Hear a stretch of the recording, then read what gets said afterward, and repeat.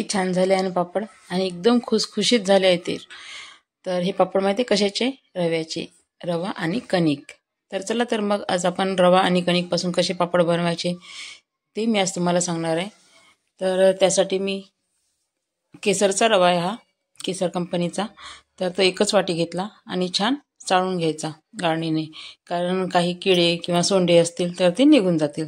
परंतु हा फ्रेश असल्यामुळे काहीही निघालं नाही.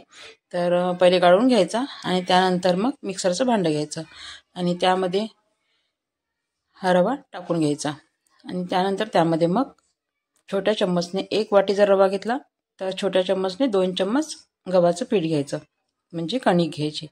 आणि 2 चम्मच कणिक टाकल्यानंतर चवीपुरतं मीठ टाकायचं. नाही पापडखार, नाही सोडा, काहीही टाकायची गरज नाही.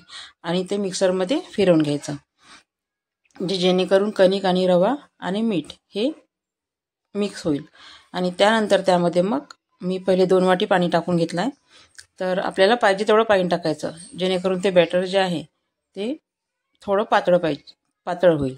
तर हे माझं थोडं घट्ट झालं आहे, तर त्यामुळे मी पुन्हा 1 वाटी पाणी टाकून घेतलं त्यामध्ये आणि पुन्हा मिक्सरला फिरवून घेतलं. तर अशा पद्धतीने ते बॅटर पाहिजे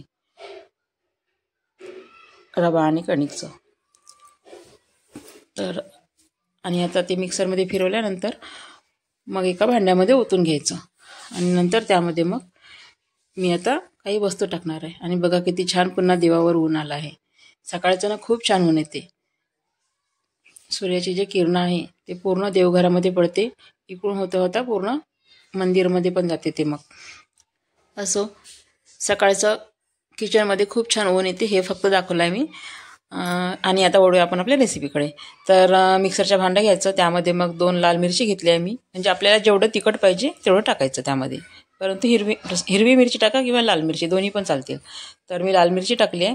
आणि गोड निंबाचा पाला 10-12 पाणी तोडून ते 2 डहाळ्या तोडून आणल्या आणि त्याचे 10-12 पत्ते निघाले ते. आणि 2 लसूणच्या पाकळ्या मी मिक्सरमध्ये छान बारीक करून, म्हणजे जाडसर वाटून घेतल्या. आणि सांबार हा बारीक चिरून घेतला आणि ते पण त्यामध्ये मिक्स करून घेतला. आणि मिक्स केल्यानंतर 10 मिनिटे त्याला झाकून ठेवायचं. आणि आता इकडे आपण पाणी गरम करून घेऊ कढईमध्ये. तर त्यासाठी मी गॅसवर कढई मांडली आहे, पाणी टाकलं आणि पाण्याला आता उकळी येऊ द्यायची.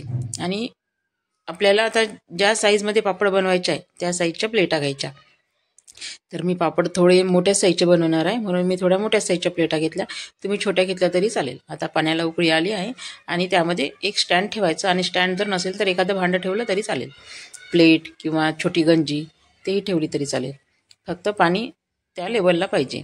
आणि अशा प्रकारे आता प्लेट घ्यायची आणि प्लेटला ना तेल लावायची काही गरज नाही, एकही थेंब तेल लावायचं नाही.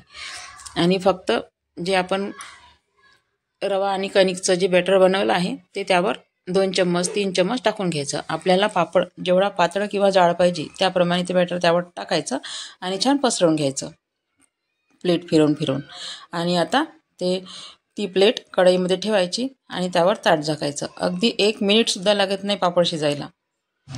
आणि अशा प्रकारे एक पापड कढईमध्ये ठेवला की तो शिजला की तो एका वाट्यामध्ये पाणी घ्यायचं, थंड पाणी घ्यायचं आणि शिजलेल्या पापडची प्लेट मग त्या पाण्यामध्ये टाकून ठेवायची. जोपर्यंत दुसरा पापड शिजत नाही आणि प्लेटवर पापड तयार होत नाही तोपर्यंत ती प्लेट पाण्यामध्ये ठेवायची. आणि प्लेट पूर्ण थंडी झाली की मग सुरीने किंवा चाकूने तो पापड काढून घ्यायचा. आता मी तुम्हाला फक्त यासाठी दाखवत आहे की या पद्धतीने प्लेटा तयार करून ठेवायच्या, म्हणजे एक कढईत ठेवली की दुसरी पाण्यामध्ये टाकलीच पाहिजे आणि तिसरी आपल्या हातामध्ये चाकूने तो पापड निघालाच पाहिजे. अशा पद्धतीने मी आता पूर्ण पापड बनवून घेणार आहे. तर आणि इतके छान झाले होते पापड, आणि तेलही नाही लावलं तरी पण खूप छान निघाले आणि खूप सुंदर दिसत होते. आणि आता हे मी थोडा वेळ किचनमध्येच राहू देणार आहे, कारण सकाळचं खूप छान ऊन येते आणि थोडा वेळ झाला की मग नंतर उन्हामध्ये सुकवणार. आणि उन्हामध्ये नाहीही सुकवलं, 2 दिवस पंख्याखाली जरी ठेवलं तरी पण चालेल.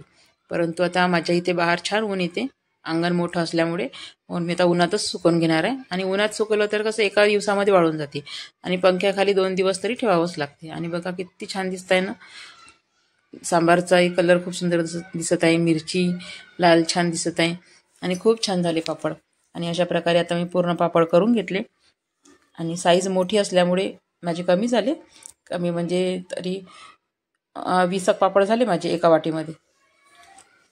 काही थोडे बाहेर होते, जे काही सुकायचे होते ते, आणि सुकलेले मी फक्त घरामध्ये आणले होते. तर अशा प्रकारे छान पापड बनवून घेतले आणि आता तळून पण बघूया कशी झाली तर. आणि त्यासाठी आता कढईमध्ये तेल तापवून घ्यायचं छान. तेल थोडं कडकच होऊ द्यायचं आणि नंतरच त्यामध्ये मग पापड टाकायचा, कारण तेल चांगलं गरम झाल्याशिवाय पापड छान फुटत नाही. तर बघा ना किती छान फुगले आणि खूप सुंदर झाले पापड. चवीला पण छान झाले आणि कुरकुरे पण झाले.